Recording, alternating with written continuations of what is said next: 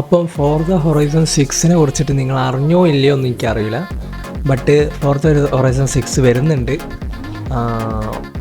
അടുത്ത മാസമാണോ, അടുത്ത മാസം എങ്ങനെയാണ് കറക്റ്റ് ഓർമ്മയില്ല. പക്ഷേ ഞാൻ പറയാൻ വന്ന കാര്യമല്ല, അതിൻ്റെ ബീറ്റ ടെസ്റ്റ് കുറേ ആൾക്കാർക്ക് കിട്ടിയിട്ടുണ്ട്, ബീറ്റ പ്രിവ്യൂ. അപ്പോൾ അങ്ങനെ കുറേ ആൾക്കാർ ഗെയിമിങ് ചെയ്യുന്നുണ്ട് അതിൻ്റെ ഓരോ വീഡിയോസും കാര്യങ്ങളൊക്കെ ആയിട്ട്. അപ്പോൾ അങ്ങനെ കാണാൻ താല്പര്യം ഉണ്ടെങ്കിൽ, ഞാനിപ്പോൾ നിലവിൽ ഒരാളിത് കണ്ടത് AR12 ആണ്.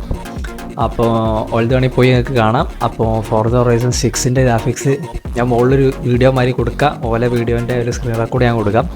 അപ്പോൾ ഇങ്ങനെ ഇരിക്കും ഗ്രാഫിക്സ്. ജപ്പാൻ ബേസ്ഡാണ് ഗെയിം വരുന്നത്.